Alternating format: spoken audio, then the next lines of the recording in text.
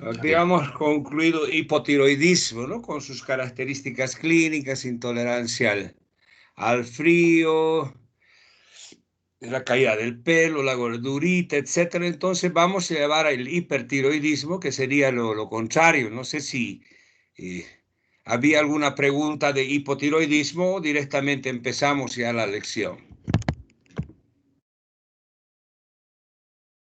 No hay nada, ¿no? Entonces empezaremos el hipertiroidismo, que van a ver que es otra enfermedad también bastante frecuente, no tanto como el hipo, sí, como el hipotiroidismo, pero que es más sintomático, es más dramático, si ustedes quieren hablar así, la parte del hipertiroidismo, ¿no?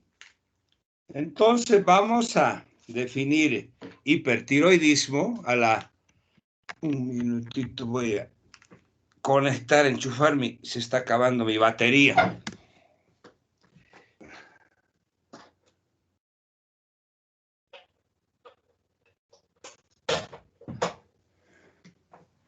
Ahora sí. Entonces se denomina hipertiroidismo a la presencia de un trastorno funcional de la tiroides, ¿no?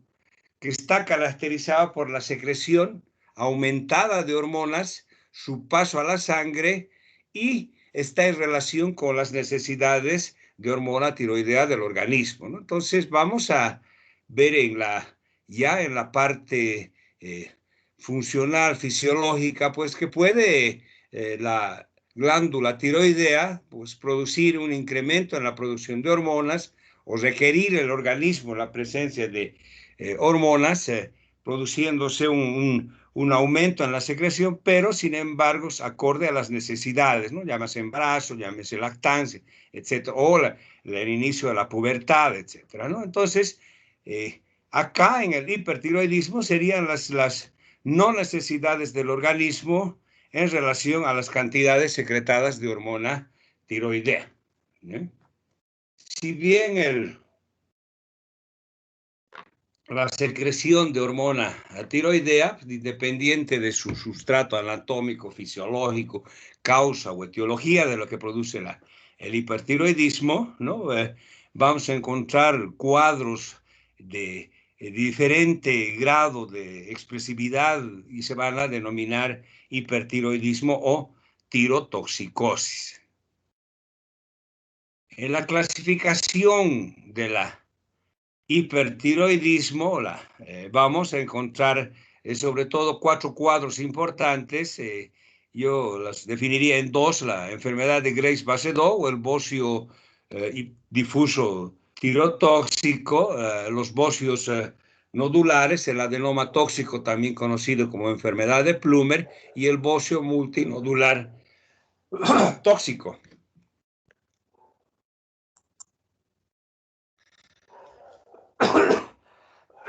Si bien todas estas cuatro características y etiologías van a terminar en lo que se denomina el llamado hipertiroidismo, tirotoxicosis, con las características clínicas similares en relación al hipertiroidismo y con algunas características ya propias de la enfermedad, ¿no? La enfermedad, podemos decir, la enfermedad de Graves, bocio difuso, la enfermedad de Plummer, el adenoma tóxico, los bocios uninodular, etcétera, ¿no? Pero igual que también algunas características importantes, como la enfermedad de Graves, por ejemplo, asociada a oftalmopatía, etcétera. Vamos a ir definiendo entonces, sobre todo en lo que se va a denominar la enfermedad de Graves-Basedow, ¿no? Que va a ser la característica principal, digamos, de estos hipertiroidismos, y posteriormente vamos a definir algunas características de los otros bocios, ¿no? O de los otros hipertiroidismos. La enfermedad de Graves-Basedow, ¿no? Es tal vez la más importante en relación a los hipertiroidismos, ¿no? En relación también a su frecuencia, ¿no? Afección multisistémica, la patogenia es de origen autoinmune y se va a caracterizar por hiperplasia difusa de la glándula tiroides con hiperfunción, o sea, la llamada tirotoxicosis, la oftalmopatía infiltrativa y también en ocasiones el mixedema pretibial, ¿no? Vamos a ir describiendo todas estas características. Es vamos a llamar la triada de la enfermedad de Graves-Basedow, ¿no? Generalmente, a veces aparece una, aparecen dos, aparecen tres, pero que generalmente nunca tiene que faltar el hipertiroidismo o la tirotoxicosis, ¿no? Que tendría que estar presente para hablar de una enfermedad de Graves-Basedow.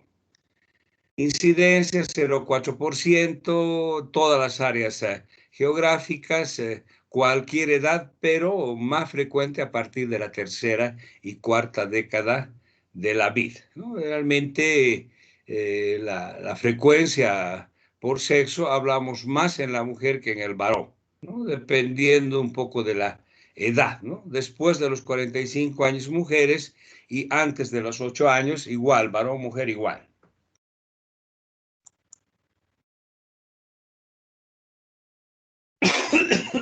Allá por el 1956 ya Adam y Purves descubren, ¿no?, en los ratones una sustancia capaz de estimular la glándula tiroidea, que denominaron, ¿no?, LATS, el estimulante tiroideo de acción prolongada, ¿no? Sí, actualmente se sabe que es una inmunoglobulina de tipo G, ¿no?, que se encuentra en el suero de los pacientes y está dirigido contra el componente de la membrana celular tiroidea, ¿no? E inclusive a nivel de los propios receptores de la TSH, ¿no? Entonces, esta unión del receptor con la inmunoglobulina estimula, ¿no?, la serie de acciones enzimáticas, ¿no?, dando reacciones que van a producir crecimiento tiroideo y aumento en la secreción hormonal, ¿no? Entonces, estas inmunoglobulinas serían las responsables del crecimiento tiroideo y de la formación ya de hormonas tiroideas en exceso. Vamos a ver también que aparte de este estimulante existen otros como otros anticuerpos, como el anticuerpo antitiroglobulina, segundo antígeno coloide, antiperoxidasa tiroidea o antimicrosomial. También se ha visto, o sea, encontrado otra sustancia que es la denominada, otros anticuerpos denominadas como TGI, ¿no? Es inmunoglobulina estimulante del crecimiento tiroideo, ¿no?, que se une a la TSH sin estimular la función. O sea, produciría esa la hipertrofia o hiperplasia de la glándula tiroidea.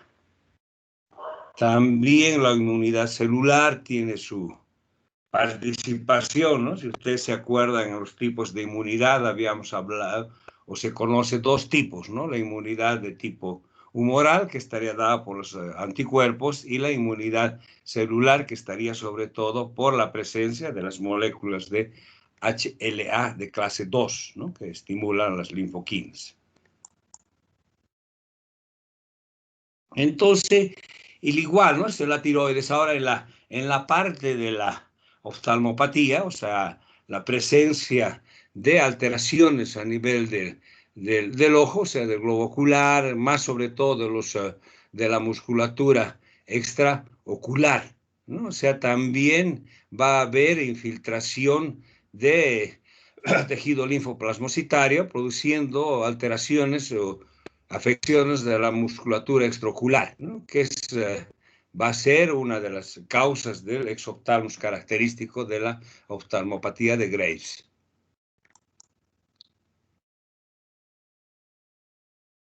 Ahora la parte teológica, ¿no? ¿Qué es lo que pasa en este tipo de pacientes para la presencia de la enfermedad, ¿no?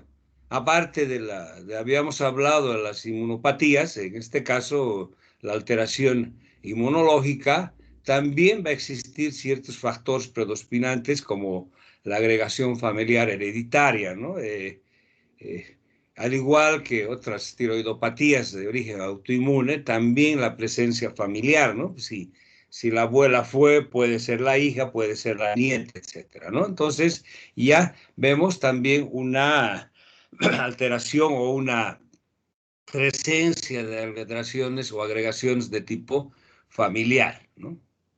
En las enfermedades autoinmunes se ha estudiado y se ha visto siempre que podría existir la presencia de alguna alteración a nivel eh, del ADN, ¿no? O sea, la presencia de estos anticuerpos mediante o previa a una infección vírica podría producir una traslocación a nivel genética y producir la presencia de estos anticuerpos dirigidos contra nuestras propias células, ¿no? Los anticuerpos autoinmunes, ¿no? Que también podría existir la presencia de fármacos, ¿no? Entonces estamos hablando, ¿no? La presencia de problemas o alteraciones de tipo heredofamiliar, presencia de factores ambientales como infecciones víricas, el uso de fármacos, así como también circunstancias donde el estrés psíquico, ¿no? Podría actuar como un estimulante, como un disparador del inicio de la enfermedad. En la anatomía hematológica macroscópica, pues una glándula aumentada de tamaño en forma difusa, ¿no? La microscopía, hipertrofia, hiperplasia del epitelio folicular. En la órbita, ¿no? Abundante infiltración celular, sobre todo linfoplasmocitaria, ¿no? Aumento de la grasa retroorbitaria por depósito de mucopolisacáridos. A nivel de la musculatura orbitaria, también eh, infiltración inflamatoria crónica, ¿no? Aumento de polisacáridos, fibrosis, pseudohipertrofia de la musculatura. Alteraciones a nivel de los órganos linfáticos, hiperplasia linfoide, a nivel de la musculatura esquelética, ¿no? El depósito de mucopolisacáridos, también el miocardio, los huesos.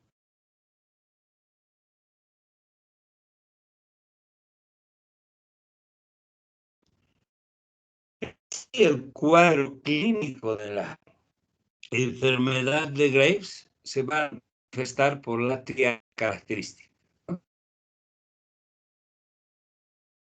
Falta el bolso y la oftalmopatía, ¿no? En algunos casos también se incluye el mixed. Doctor, está entrecortado. Eso de la... Parece que ha entrado muy bien el internet, pero vamos a gritar un poquito, vamos a ver para ver por qué. Soy día temprano para poder no tener problemas. Miércoles casi alzo las manos. Es un poquito mejor. Voy a trasladar todas mis sábado. Es mejor, no hay tanta interferencia ni nada, ¿no? Todos los celulares que lo entren, porque si no se pide del...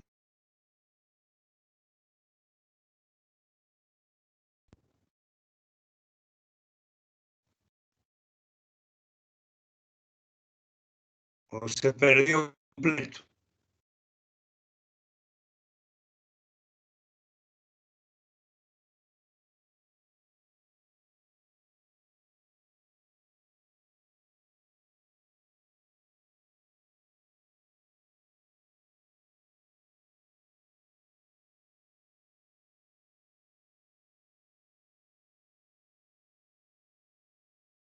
Teniendo cada uno características, ¿no? El hipertiroidismo, el ocio, el mixedema, ¿no? Entonces, tiroidismo, o sea, tiroideas, ¿no? Vamos a tener este tipo local, o sea, aparatos y sistemas, alteraciones funcionales, ¿no? Hemos dicho que aumenta el metabolismo relacionadas con la termogénesis, ¿no? Que se acuerdan y al frío, ¿no? Aquí es un aumento del calor.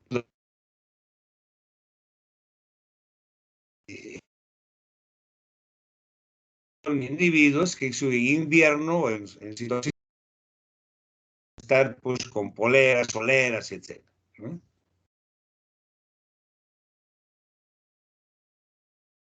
Puede haber astenia, poliuria, eh, característica generalmente es un individuo delgado por la pérdida de peso, ¿no? Pese a que el apetito está conservado o inclusive de peso.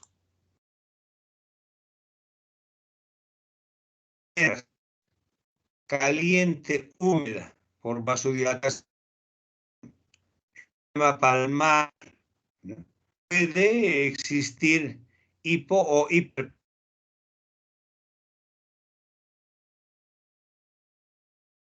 con una posible hipersecreción de ACTH, ¿no? Por aumento en el metabolismo del cortisol. Y hipopigmentación, ¿no? En forma de vitiligo, como la presencia de alteración o de fenómenos de tipo autoinmune asociados a la enfermedad de Graves-Basedow. El mixedema pritibial, ¿no? Que es también característica, o llamamos mejor la dermopatía infiltrativa, ¿no? El cuello o el cabello se vuelve fino, frágil.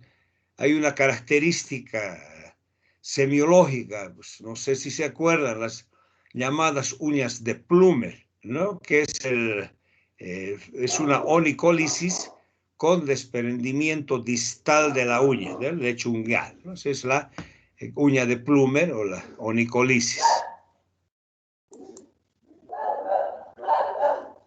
En el aparato circulatorio, ¿no? En el otro era bradicardia, hipotensión. En esto las repercusiones en el aparato circulatorio son importantes, ¿no? A veces puede ser el inicio de algún cuadro hipertiroideo, la presencia de alteraciones del ritmo a nivel de corazón, ¿no? Una taquicardia, ya sea supraventricular, ya sea fibrilación auricular, aumento de la hipertensión, ¿no? Con incremento sobre todo del volumen sistólico, o sea, una hipertensión, vamos a encontrar una hipertensión sistólica, vamos a encontrar taquicardia, vamos a encontrar otras arritmias como FA, supraventricular, etc., ¿no?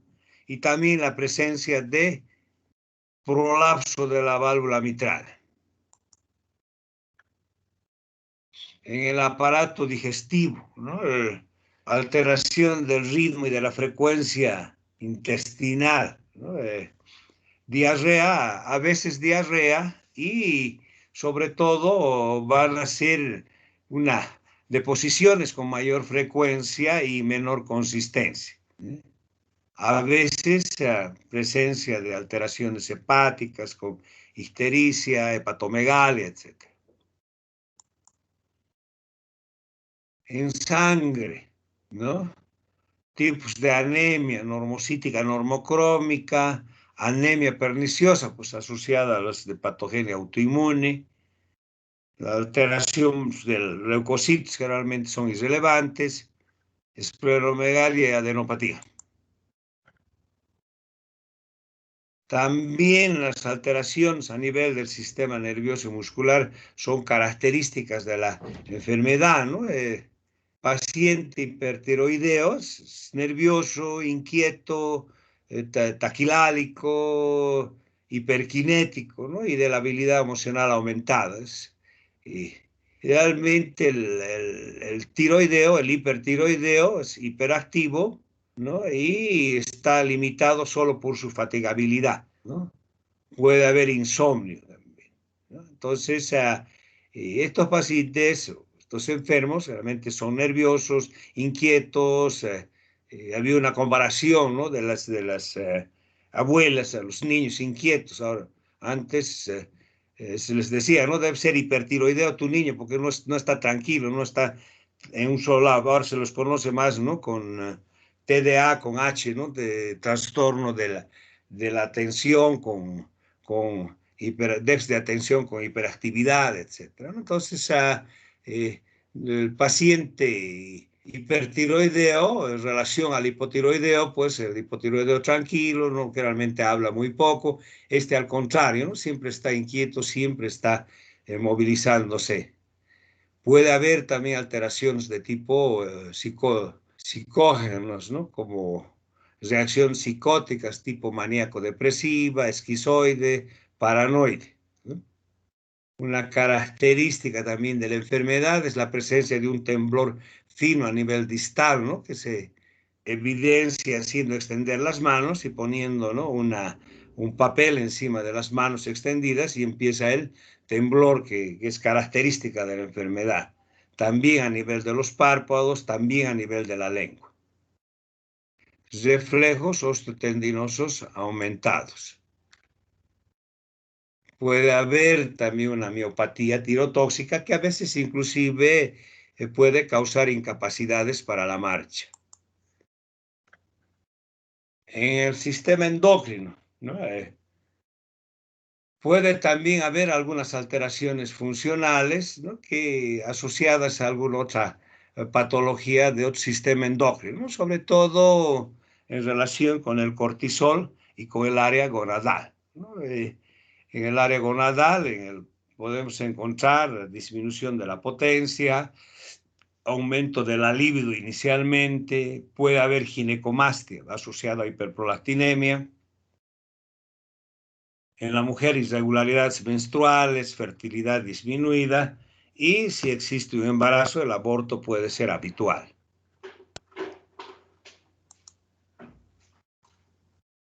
El metabolismo, ¿no?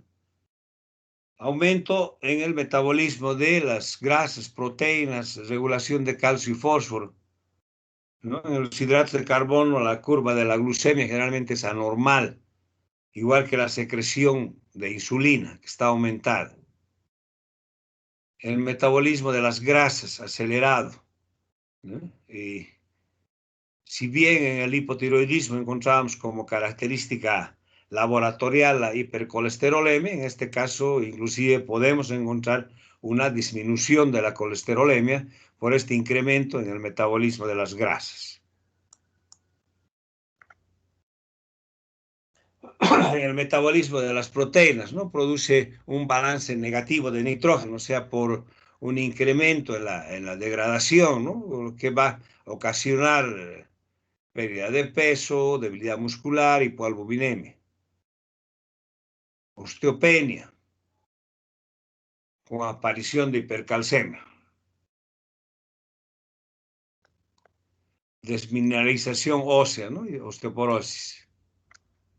Entonces, igual que en el hipotiroidismo, aquí tenemos un cuadrito, ¿no? Donde decimos de la cabeza a los pies, ¿no? La alopecia, el cerebro, nerviosismo, agitación, el exoptálamos, que es característico, la intolerancia al calor, taquicardias, arritmias, hipertensión sistólica, el temblor, la piel caliente, baja de peso, etcétera, ¿no? Son características del hipertiroidismo. El bocio difuso, ¿no? Para diferenciar un poco de lo que va a significar la enfermedad de Plummer o el adenoma tóxico, ¿no? Que se presenta en forma de nódulo. Acá es un bocio de tipo difuso. Generalmente superficie lisa, consistencia blanda. Aumento de la vascularización que puede evidenciarse mediante la presencia de un soplo y de un frémito. Aquí tenemos el bocio, ¿no? Es el bocio característico, es bocio uniforme. Igual en el varón. Realmente no son bocios gigantes acá, son bocios moderados. Acá, ¿no? Es un exoftalmos con bocio, una enfermedad de Graves. La oftalmopatía, ¿no? O sea, en la oftalmopatía, en el hipertiroidismo, encontramos de dos tipos, la no infiltrativa y la infiltrativa.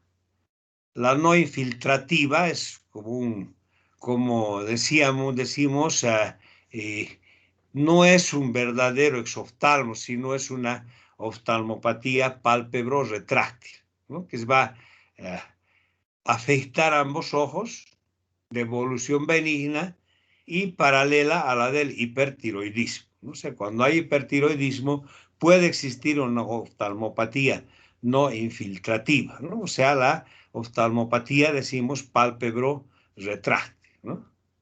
Retracción del párpado superior que simula una protrusión ocular, ¿no? Que en este caso no existe la propia oftalmopatía.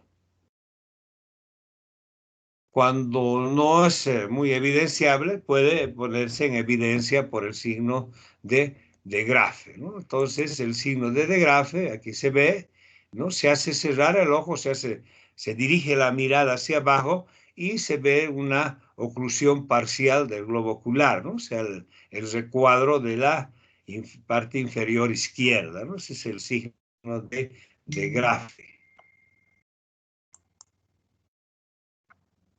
Y la oftalmopatía infiltrativa, que sí es la característica de la enfermedad de Graves-Basedow, ¿no? O sea, trastorno específico presente en la enfermedad de Graves-Basedow, no vinculado al grado de hipertiroidismo, ¿no? Sino dependiendo de las alteraciones de tipo autoinmune, ¿no? Que van a causar alteraciones a veces iniciales a nivel del globo ocular, ¿no? Produciendo verdaderas miopatías.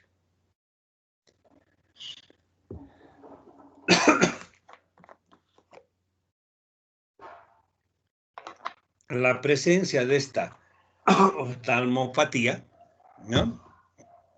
Va acompañado pues de congestión vascular, equimos, epífora, etcétera, características, ¿no? de la mala oclusión ocular, y también por la presencia de paresia de los oculomotores que van a causar estrabismo y diplopía, ¿eh?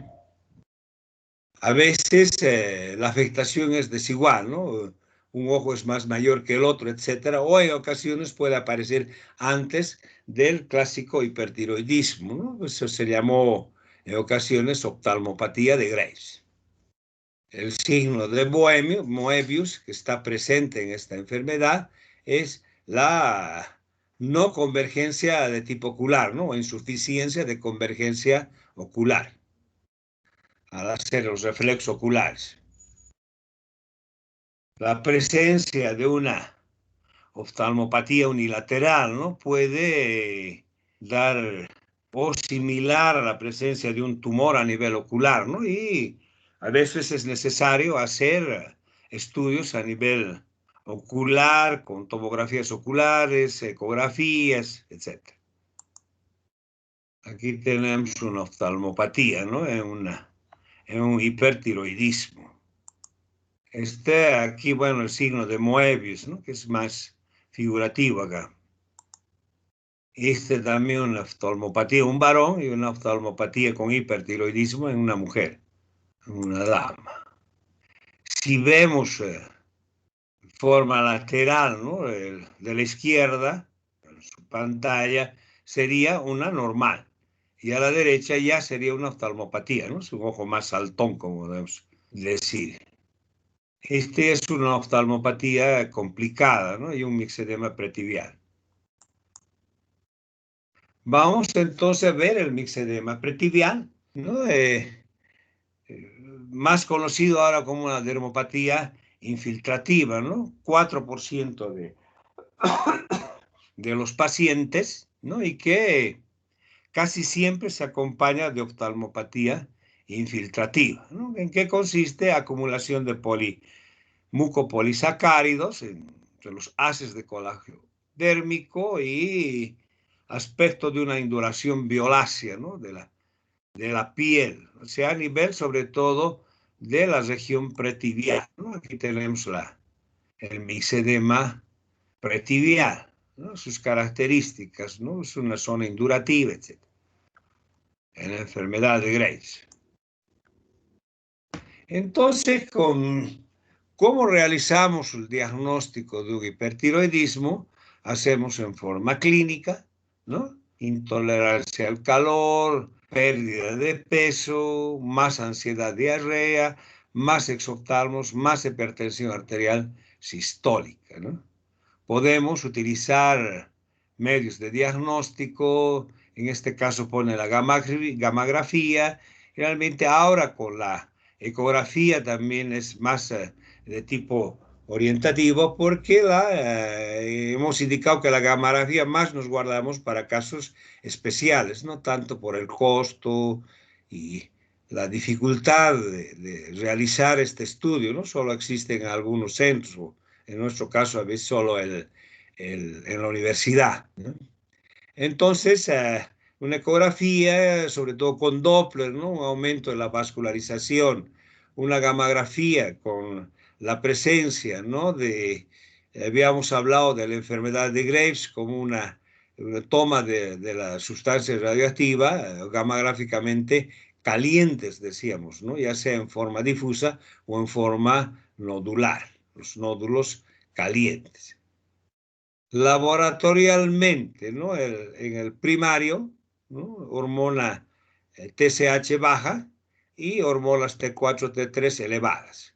En el subclínico, TSH baja y pueden estar las hormonas normales.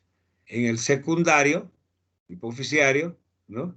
Elevado normal, la TSH, y las hormonas elevadas.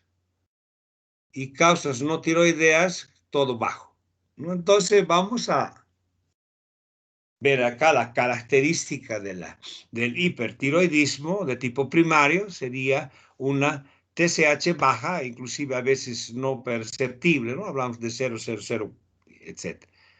Con T4 y T3 total altas y en todo caso siempre estamos indicando, ¿no? Que es bueno pedir la T4 libre más la TSH ya para diagnóstico como también para evolución del cuadro clínico con tratamiento.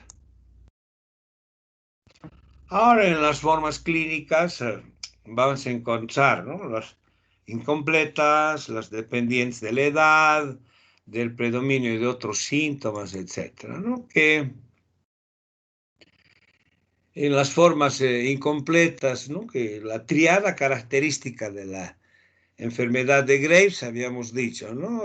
Hipertiroidismo, bocio y oftalmopatía, ¿no?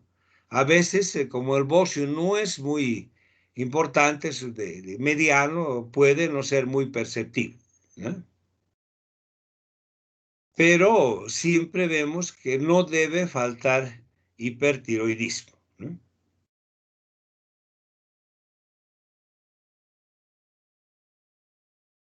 Si bien puede existir un hipertiroidismo, pero sin embargo habría que hacer diagnósticos diferenciales con otros tipos de tirotoxicosis, ¿no? Desde los nódulos, o sea, la enfermedad de Plummer, los nódulos autónomos, etc. De la edad del paciente, del recién nacido, del, del lactante, etc. Entonces, en el recién nacido a veces existen ciertas eh, eventualidades, ¿no? Como hablamos de la enfermedad de Graves base 2 del recién nacido, sobre todo por transmisión de estas inmunoglobulinas que presenta la madre a través de la placenta, ¿no? Se van a producir hipertiroidismo en el recién nacido hasta que pues, se elimine lo que significaba la presencia de estas inmunoglobulinas de origen materno. Pueden nacer el bebé con prematuridad, con hipotrofia, adelanto de la edad ósea, puede tener insuficiencia cardíaca, etcétera, ¿no? Entonces, puede existir esta patología, pero con características, pues hasta que desaparezca, digamos, estos autoanticuerpos maternos, transmitidos por la placenta. En el niño es casi similar a la del adulto, ¿no? Sin embargo, incidencia rara puede ir aumentando con los años, ¿no? Realmente las alteraciones, hemos dicho, en los niños en etapa de crecimiento, pues alteraciones sobre todo en el crecimiento y sobre todo en la parte también puberal, ¿no? Pubertad retrasada.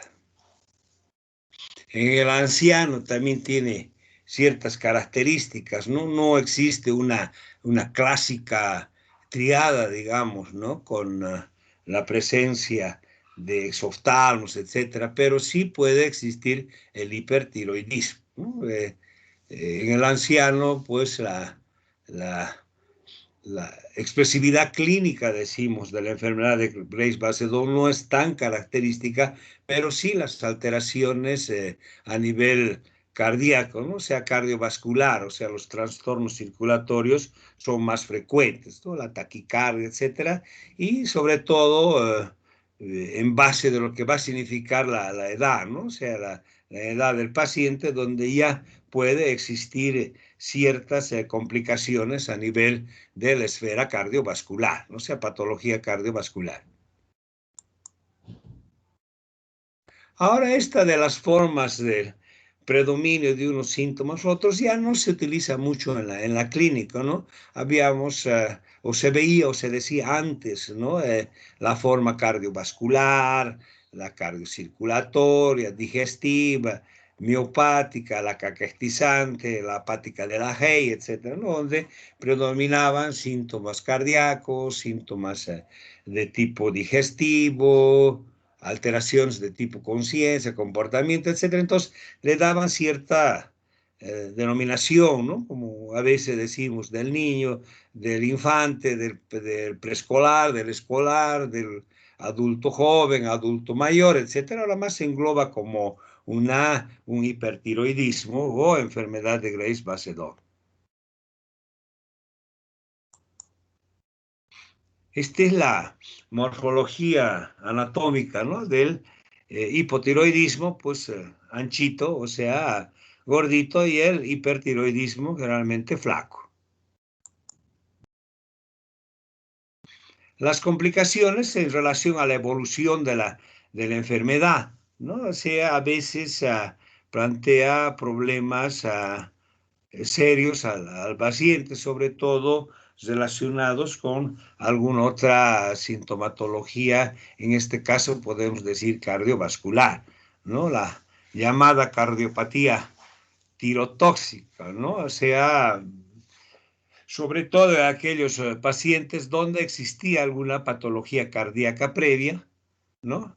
Y va a ir asociada ya a manifestaciones importantes de insuficiencia cardíaca, insuficiencia coronaria, ¿no? Infartos, etcétera.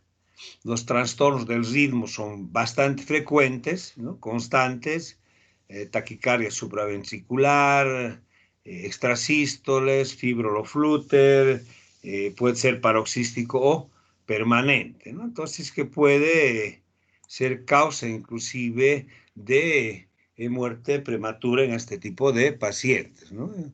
Hemos tenido pacientes jóvenes sin mucha sintomatología en relación a la enfermedad de Graves, o la característica, a veces vamos a ver en los nódulos tiroideos, ¿no? Cuya mala manifestación más frecuente son las taquicardias, ¿no? Vemos en las urgencias, por ejemplo, pacientes relativamente jóvenes, a veces con o sin bocio, que presentan trastornos del ritmo, ¿no? Ingresan con taquicardias extremas, etcétera, que a veces se sospecha más la presencia de una patología cardíaca que una patología tiroidea, ¿no? Por eso que decimos en relación a la patología arrítmica, la patología cardíaca con arritmia, los cardiólogos, los clínicos, etcétera, ahora ya pedimos, ¿no?, la presencia de hormonas tiroideas para descartar inicialmente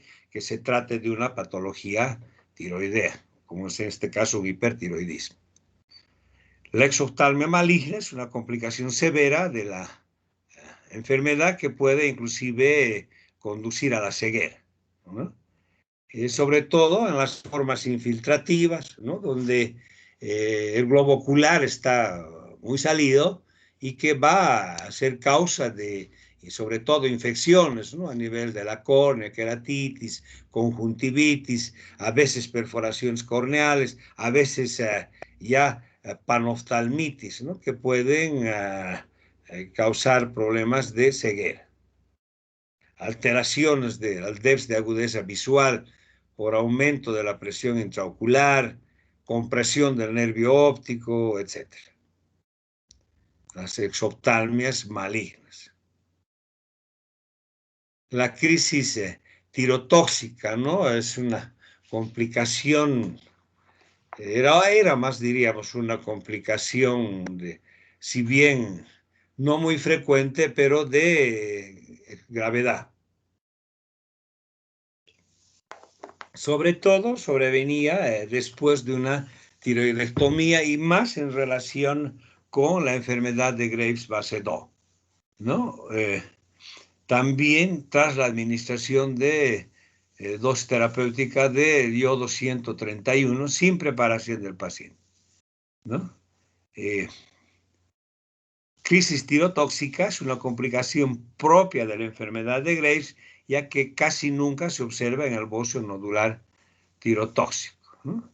O sea, estas crisis tirotóxicas se producían sobre todo en pacientes que requerían tratamiento quirúrgico, o sea, las tiroidectomías, ¿sabes?, totales, pero sin una preparación previa, decíamos, ¿no?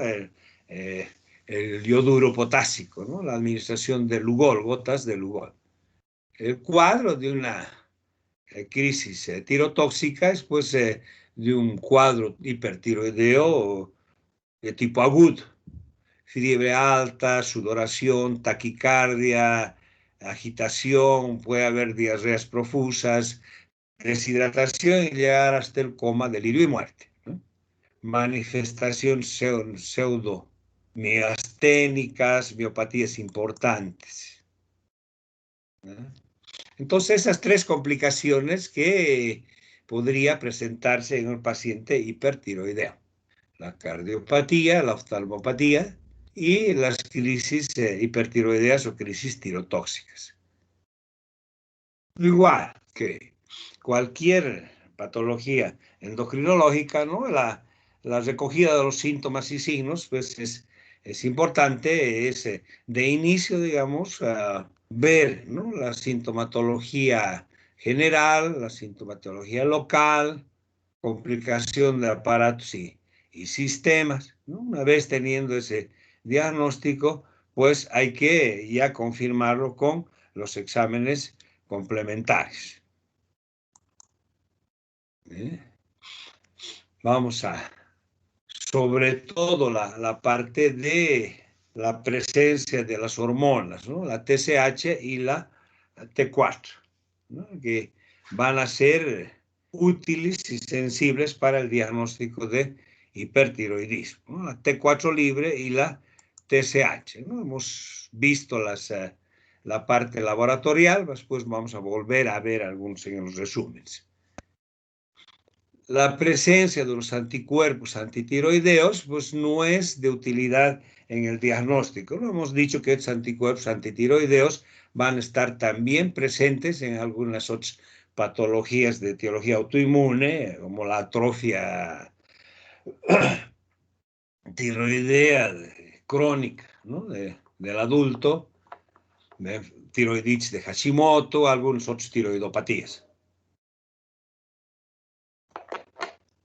Los estudios morfológicos, ¿no?, tal vez para diferenciar un poco lo que va a significar, decimos siempre, la parte ecográfica, ¿no?, si es un bocio difuso, si es un bocio nodular, las características de la vascularidad en este tipo de bocios, etcétera, lo que nos van a ayudar pero que no es de importancia, ¿no? Como en el caso de la gamografía, por ejemplo, ¿no? Tal vez ya utilizamos nosotros más la gamografía con la presencia de nódulos, ¿no? Para determinar si es un nódulo frío, un nódulo caliente, isocaptante, etcétera, ¿no? Entonces, el diagnóstico más sería de tipo clínico y laboratorial.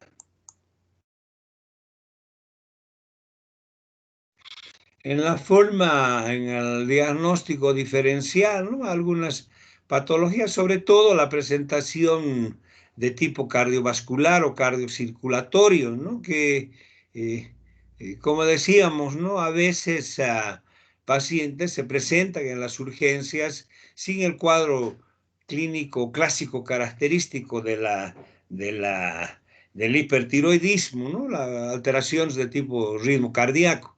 Pues si es un paciente mayor, ¿no? Sobre todo diferenciar de una patología cardíaca o que se trate de una patología tiroidea, ¿no? Entonces hacemos los estudios necesarios, los diagnósticos diferenciales, ¿no?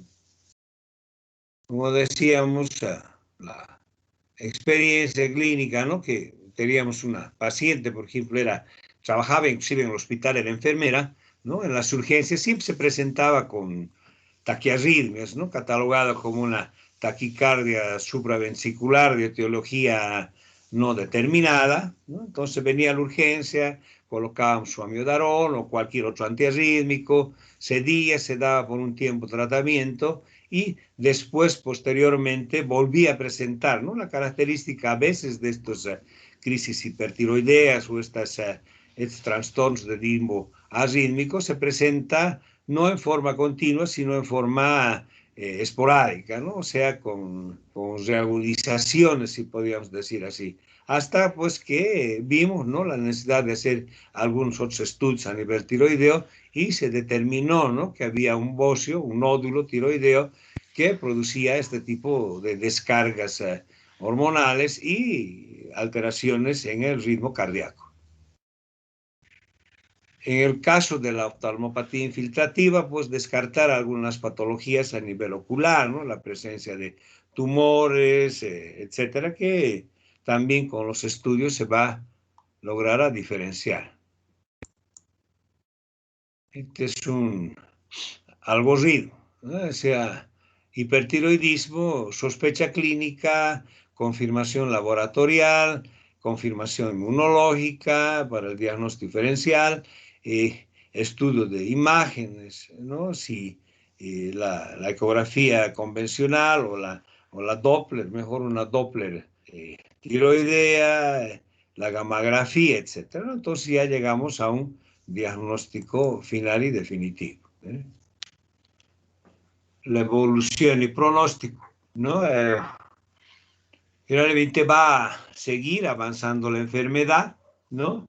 Y vamos a tener ya complicaciones de tipo cardiovascular, o sea, lo que habíamos indicado, ¿no? La cardiopatía tirotóxica, la tirotoxicosis o la cardiopatía tirotóxica, alteraciones a nivel por el exoftalmos, ¿no? Va a haber oftalmitis, panoftalmitis, etcétera, ¿no? Entonces ya pensar en hacer un buen diagnóstico y de acuerdo al tratamiento que se va a realizar, pues va a estar librada la evolución y el pronóstico, ¿no? A veces, inicialmente, ¿no? Podemos hacer un tratamiento con medicamentos, pero que a la larga, pues el tratamiento quirúrgico va a ser ideal en estos casos de la enfermedad de Graves base 2.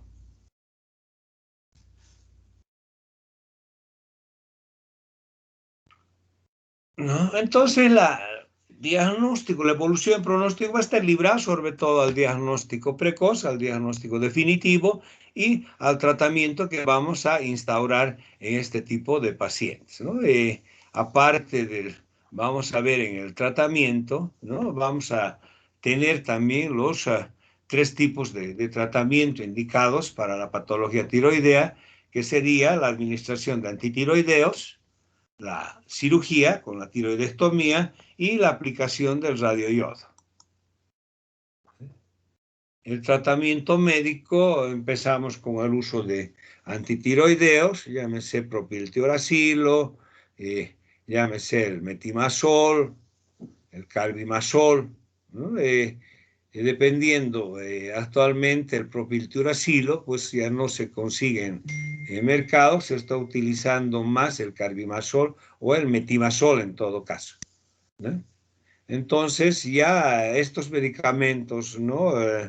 Inhiben el proceso de iodificación, organificación de la iodinación, ¿no? Para formar el acoplamiento de las mono y diodotirosinas con la formación de la T4 y la T3.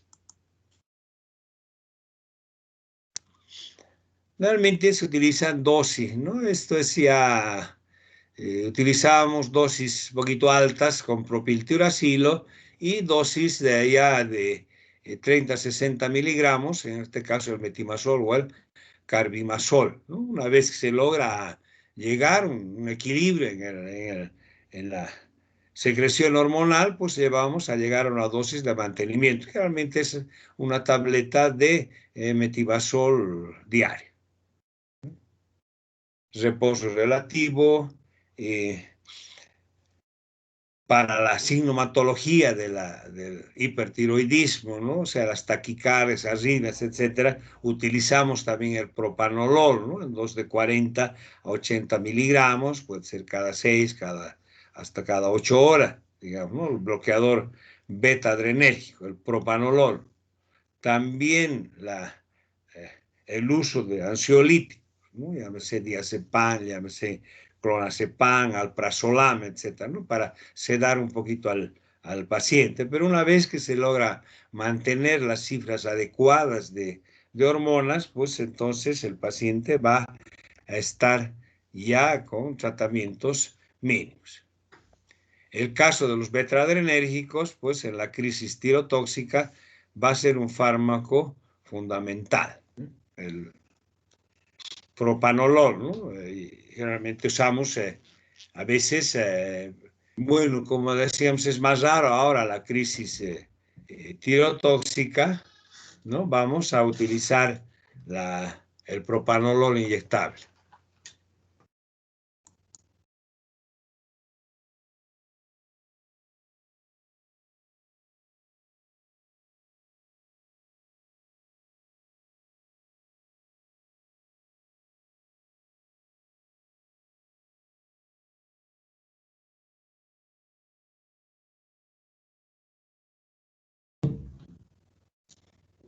El tratamiento, disculpe, está hablando. El tratamiento quirúrgico, ¿no? Que sería la tiroidectomía.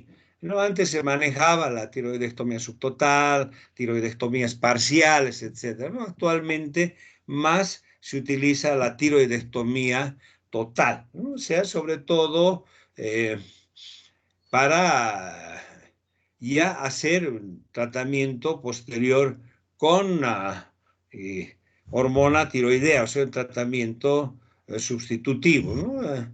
Antes las tiroidectomías subtotales se decía para mantener el eutiroidismo posquirúrgico, pero sin embargo se ha visto que las recidivas eran bastante frecuentes, ¿no? Entonces los cirujanos y los clínicos más indicamos las tiroidectomías totales y el tratamiento sustitutivo hormonal con levotiroxina, ¿no? En todo caso, siempre decimos, es de mejor manejo la parte de el hipotiroidismo que el hipertiroidismo, ¿no?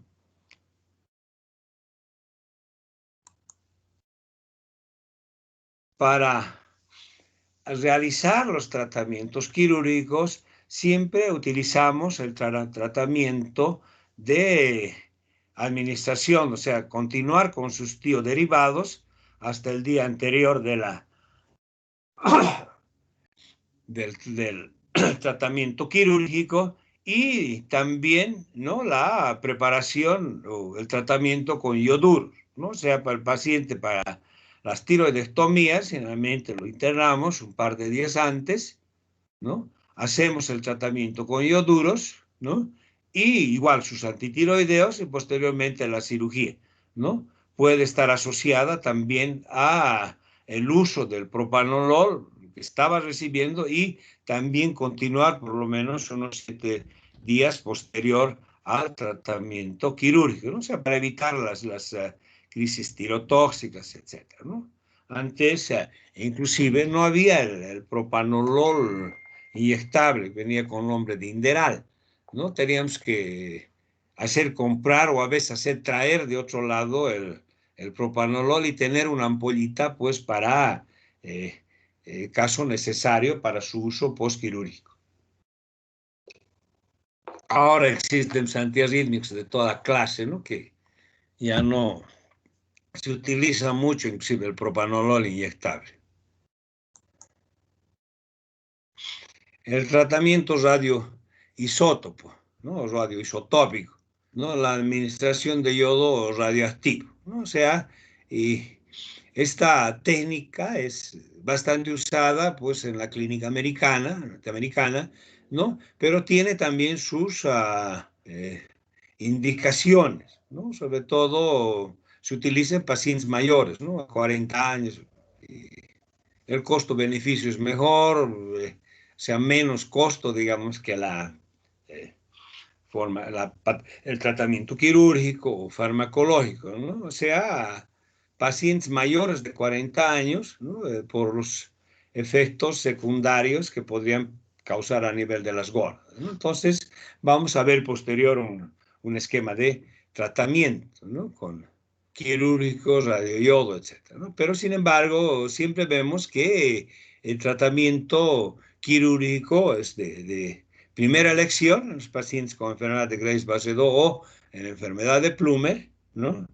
La radio, o sea, el uso de medicamentos antitiroideos puede ser inicial al tratamiento quirúrgico y el uso del radioyodo, sobre todo en pacientes que a veces no están respondiendo al tratamiento farmacológico o tienen esas subidas y bajadas en las crisis hipertiroideas, ¿no? Entonces, tratamiento quirúrgico, pero mayores de 40 años, ¿no?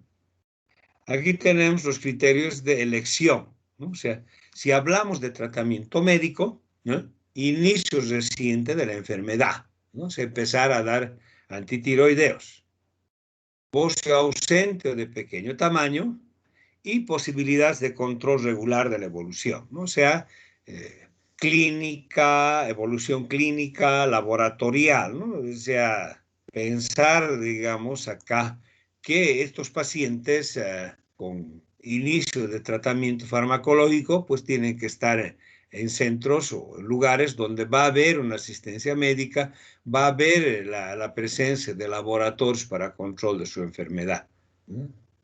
El tratamiento quirúrgico, sobre todo para bocios de gran tamaño, ¿no? Tratamiento médico a largo plazo que no responde, ¿no? A veces realizamos tratamiento médico con antitiroideos por 6 meses, a veces mejora, ¿no? O desaparece por un par de meses o un mes y posteriormente vuelve, ¿no? Sobre todo en la presencia de los nódulos tóxicos, ¿no? Entonces ya pensar en hacer un tratamiento quirúrgico. Por eso decimos fracaso del tratamiento médico a largo plazo. Indicación social de tratamiento definitivo, ¿no? Pacientes que trabajan en lugares alejados o gente que no va a cumplir, digamos, con el tratamiento médico, o sea, la toma de fármacos, etcétera. Entonces indicamos el quirúrgico. Y la edad inferior a 40 años, que sería la indicación. El radioisótopo, bueno, yodo 131, ¿no? Es igual. Fracaso del tratamiento médico a largo plazo, también indicación social, ¿no? Bocio ausente de pequeño tamaño y edad mayor a 40 años, ¿no? Entonces, esas son las características e indicaciones de los 3 tipos de tratamiento: médico, quirúrgico y radioisótopo. En todo caso, podemos definir que en el tratamiento de la enfermedad de Graves-Basedow, pues el ideal es el quirúrgico. Aquí tenemos los 2 tipos de hipertiroidismo más frecuentes, ¿no? La enfermedad de Graves y el adenoma tóxico o enfermedad de Plummer, ¿no? Aquí Y de acuerdo al algoritmo, vemos, ¿no? Tratamiento antitiroideo para preparación en la enfermedad de Plummer. Se puede realizar la mitirectomía, nodulectomía, la total. ¿Eh? Podemos utilizar la enfermedad de Graves, el tratamiento antitiroideo, puede llevar a la curación o generalmente las reglas las recidivas. Entonces hay que pensar en hacer la tiroidectomía total o el uso del yodo, ¿no? Con lo que habíamos indicado, ¿no? El bocio pequeño, indicación social, etc. Ese es un algoritmo para que vean, ¿no? Entonces podemos indicar, ¿no?, que el tratamiento del hipertiroidismo depende de la gravedad de la afección, ¿no? O sea, gravedad de la afección, otros factores, fármacos antitiroideos, extirpación del tiroides con yodo 131 o tiroidectomía quirúrgica, ¿no? O sea, los tres que hemos indicado: quirúrgico, farmacológico, quirúrgico y radioisótopo, ¿no? Ese es el tratamiento. Aquí tenemos una paciente con bocio, hipertiroideo, enfermedad de Graves, ¿no? Esto es más para determinar la presencia del exoftalmos, ¿no? Que una vez realizado el tratamiento quirúrgico, ¿no?,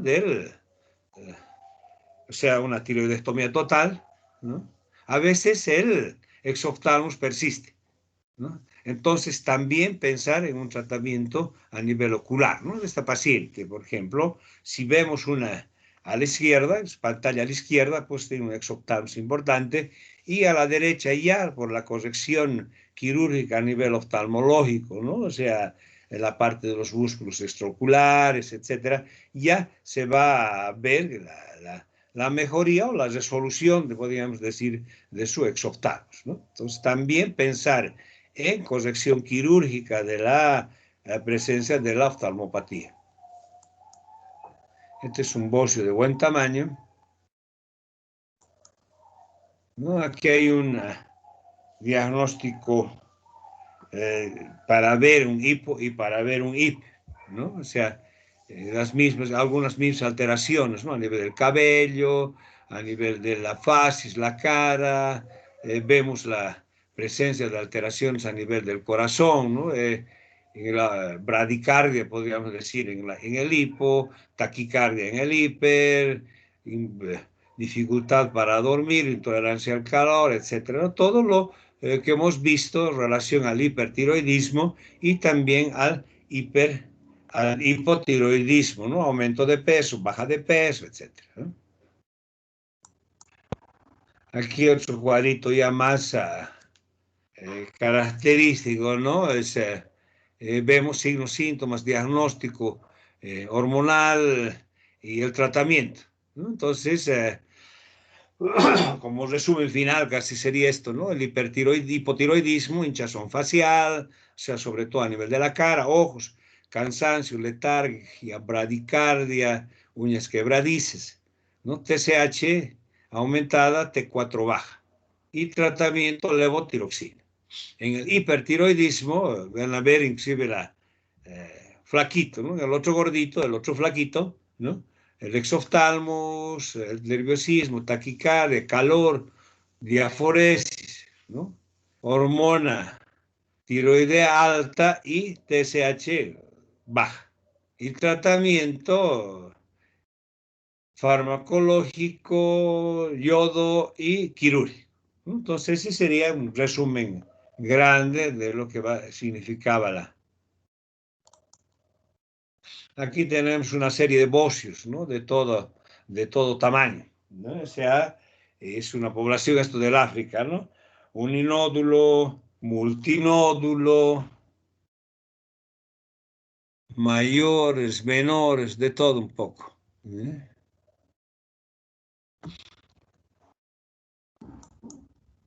Este es un bocio gigante, ¿no? Creo que inclusive dicen que es uno de los bocios más grandes que se ha visto. Aquí un resumen, ¿no?, de la función tiroidea, ¿no? La formación de T3 y la T4, la tiroxina. Hay un el eje hipotálamo hipoficiario, ¿no? El eje tirotropo que habíamos hablado al inicio. El hipotálamo produce la TRH a nivel de la hipófisis produce la TSH y a nivel tiroideo estimulación con la producción de la T3 y T4, ¿no? Y la presencia de las otras hormonas.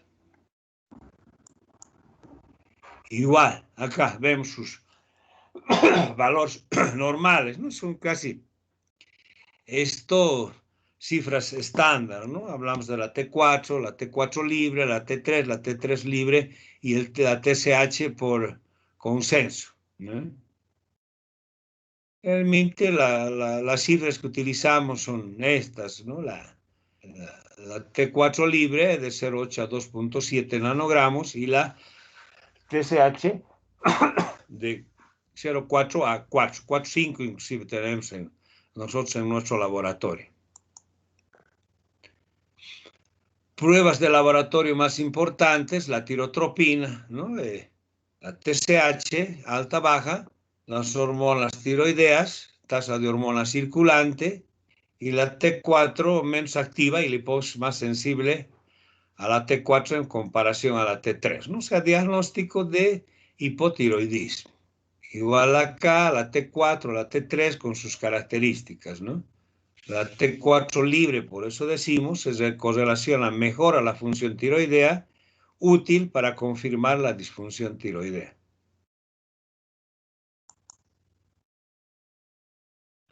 La TSH y la T4, ¿no? Pruebas básicas e importantes para el diagnóstico de hiper o hipotiroidismo, ¿no?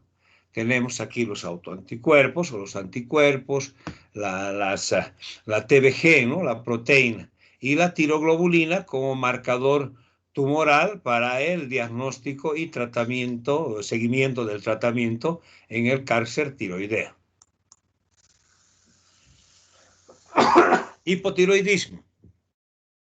El diagnóstico, ¿no? Presentan colesterol y triglicéridos elevados. Casi siempre los pacientes con hipotiroidismo, pues va a ser necesario pedir también las cifras de colesterol, ¿no? Que a veces están bastante aumentadas, igual que los triglicéridos, entonces también requeriría, ¿no? El tratamiento para la dislipidemia, ¿no? 50% de los pacientes con anemia, aumento de la TSH, disminución de las hormonas. En el subclínico vemos T3 y T4 normales y la TSH elevada. En el hipertiroidismo, ¿no? O sea, la TSH, la tiroestimulante, por debajo de 0,1, ¿no? A veces, como decimos, son imperceptibles, ¿no? Nos habla de 0,00, etc. Y el hipertiroidismo subclínico, la TSH por poco bajo y la T3 y T4 normales. Aquí hay una orientación diagnóstica, no está viendo muy bien, tal vez ya ampliándole un poco en sus computadoras, ¿no? O sea, vemos alteraciones de las disfunciones, ¿no? Los cuadros clínicos, las actuaciones diagnósticas, etc. No había salido muy bien esta diapositiva. Función tiroidea, T4, TSH, T4 libre, etc. No, esto ya les dejo para que ustedes lean y vean, ¿no? Y esto es lo que vemos ya la parte de la gammagrafía tiroidea, ¿no? Ahí vemos un nódulo importante a nivel tiroideo, ¿no? Un nódulo funcional, un adenoma hiperfuncionante o la llamada enfermedad de Plummer, ¿no? La gammagrafía esquemática sale así. Aquí tenemos una ecografía Doppler, ¿no? De la glándula tiroidea. Vemos una tiroides normal, una vascularización normal, ¿no? O sea, la vascularización se ve esos azules y rojas, ¿no? Que esa es la presencia de los vasos. Aquí, por ejemplo, ya el diagnóstico ecográfico sería, ¿no? Hipertiroidismo difuso, así sale en la ecografía Doppler, y el llamado infierno tiroideo. Un hipertiroidismo focal. Un hipertiroidismo difuso de baja agresividad.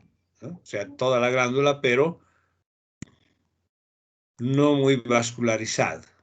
Si vemos una ecografía Doppler, paciente inicial sin tratamiento, vamos a ver la evolución en tiempo con el uso del metimazol, ¿no? En la fase inicial, en la fase intermedia, o sea, a los 9 meses, y en la fase final, que sería hacia a los 18 meses, ya, inclusive ya con adición de levotiroxina, ¿no? Entonces, esas serían las imágenes que podríamos encontrar en un estudio.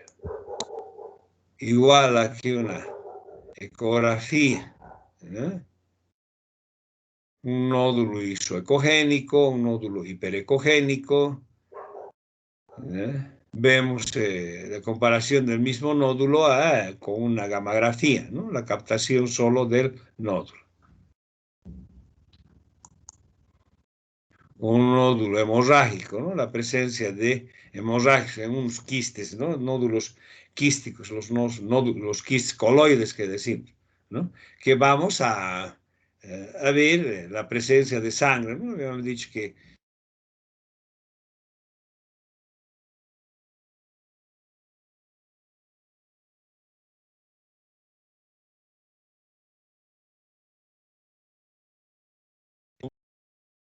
periférico, ¿no? Que nos va a indicar el ecografista, el imagenólogo, como nódulo sólido con halo periférico, y falta ver aquí la parte de vascularización, ¿no? Y nos va a decir un TIRADS 3, 4, digamos, ¿no? Por la presencia de un adenoma o un carcinoma tiroideo. Son las alteraciones ecográficas que nos van a indicar la presencia de un cáncer a nivel tiroideo, ¿no? Igual acá, un nódulo mal definido nos hablaría de una tiroiditis focal, y un nódulo mal delimitado, ¿no? O sea, no existe una anatomía más o menos de la glándula tiroidea, ¿no? Aspecto agresivo, muy vascularizado, ¿no? Un carcinoma de tipo papilar, ¿no? O sea, son ya las alteraciones que vamos a encontrar en la ecografía, alteraciones que podemos encontrar en la gammagrafía que habíamos visto anteriormente, que nos van a dar la sospecha de un cáncer a nivel tiroideo. Aquí vemos un nódulo sólido, una degeneración interna y un nódulo o un quiste, en todo caso, de tipo coloide, ¿no? Con un contenido líquido. Una hemorragia intratiroidea, ¿no? Y esta es parece una hipertiroidea, pero es una anorexia nerviosa, ¿no? Igual delgadita y todo. Y al contrario, ¿no? Este es un artista de cine, ¿no? Donde la vemos sin nada, ¿no? Es un cáncer tiroideo tratado. Es una colombiano-venezolana, creo, no me acuerdo el nombre ahorita. Entonces, eso sería en relación al hipertiroidismo, ¿no? No sé si tenemos todavía tiempo, 52 casi, tenemos ahora hasta las 10:15. Sí nos faltaría nódulos tiroideos y cáncer. Yo creo que podemos dejar para la próxima clase. Tenemos todavía una clase más que vamos a llevar seguramente nódulos y cáncer, y si podemos llevamos más metabolismo del calcio, que es cortito. ¿Ya? ¿Alguna pregunta hasta acá? Doctor, al hacer la tiroidectomía total, ¿podría tener síntomas de hipotiroidismo? Generalmente tiene hipotiroidismo, porque hemos visto, ¿no?, que entre las causas del hipotiroidismo habíamos hablado de la atrofia tiroidea de tipo autoinmune, que sería del adulto, ¿no? O sea, de causa no muy bien conocida, ¿no? Como causa de hipotiroidismos estaba también las tiroidectomías, sobre todo las totales, que es frecuente encontrar eso, ¿no? Hipertiroidismo inicial y posteriormente hipotiroidismo, ¿no? Por eso que el tratamiento de los hipertiroidismos, ya sea con las tiroidectomías o sea la aplicación de yodo, radioyodo, nos van a llevar siempre a un hipotiroidismo. Y en este caso, inclusive, estos hipotiroidismos van a requerir dosis altas de hormona tiroidea, ¿no? Porque no va a haber tejido tiroideo que produzca hormonas. Por eso que al decir las tiroidectomías subtotales o parciales que se hablaba antes, ¿no? Se sacaba, digamos, llámese parte de la tiroides o se sacaba el nódulo tiroideo. Sin embargo, podía haber recidivas o se sacaba solo parte para decir que el resto siga produciendo hormonas, pero las recidivas eran más frecuentes, ¿no? Entonces, como causa de hipotiroidismo tenemos eso, ¿no? La tiroidectomía, sobre todo la total. ¿Alguna pregunta? Creo que está bien, ¿no? Gracias, doctor. ¿Subirá las diapositivas a Teams? ¿Esto? Sí, Supuestamente están. porque yo no lo veo. Porque todito esto de ustedes es más fácil. Está casi todo lo que hemos en recordatorio, en la parte de la carpeta digital y qué sé yo, ahí están todo esto.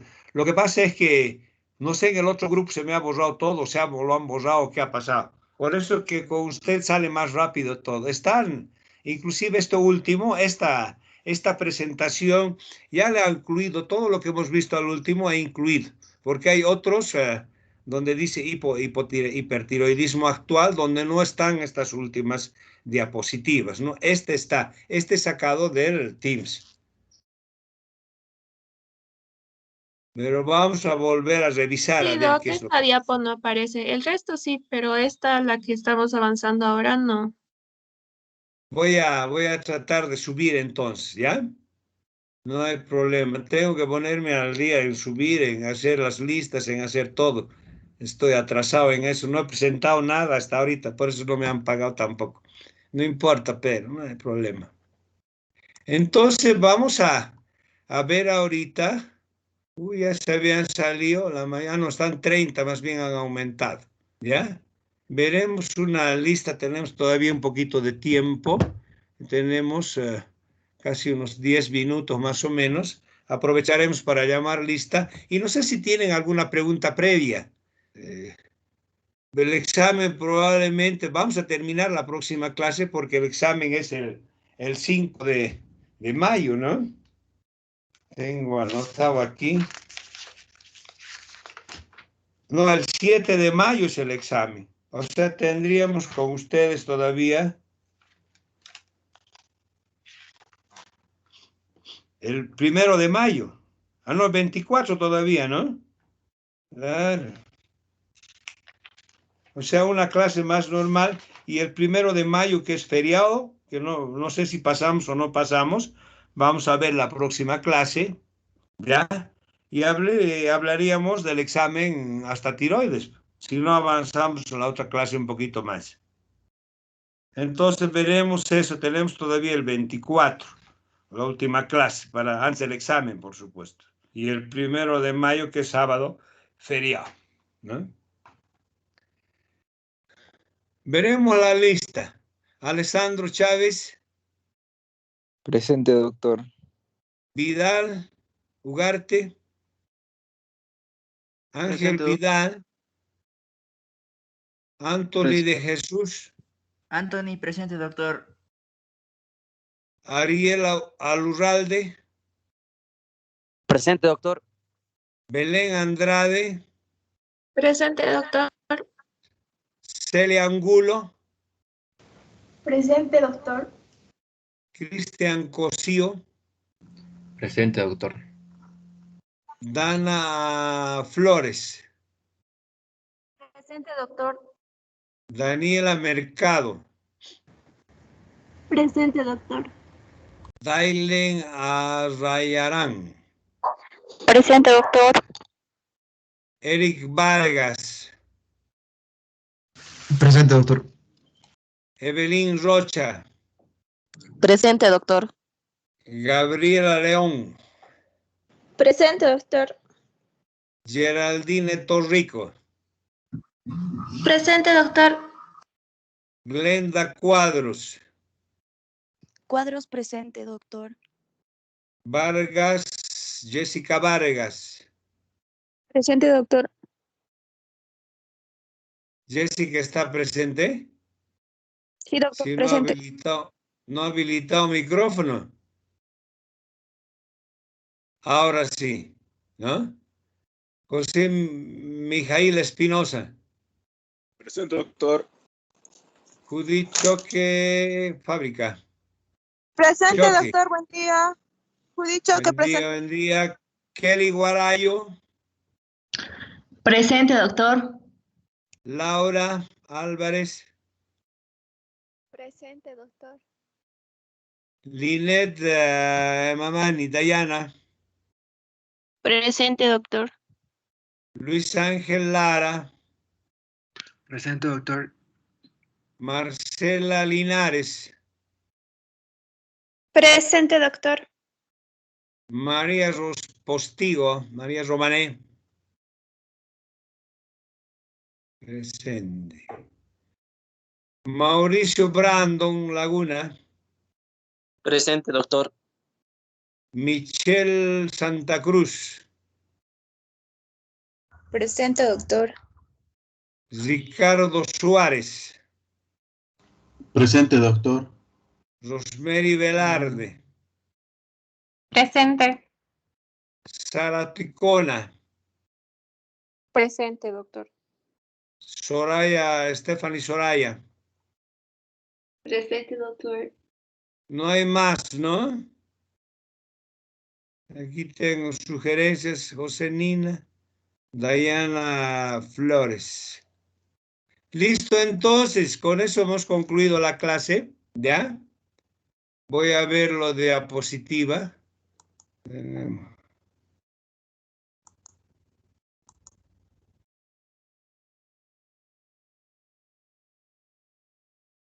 Sí, María Romané Postigo ya está anotada.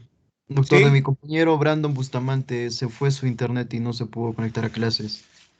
Brandon, ya. Bustamante. Vamos a... Brandon Bustamante dice, ¿no? Sí, doctor. Ya. Ya. Vamos a tomar en cuenta. Sería eso entonces. Hasta el próximo sábado. Hasta luego, doctor. Gracias, Hasta doctor. luego. Chao, chao. Buen fin de semana.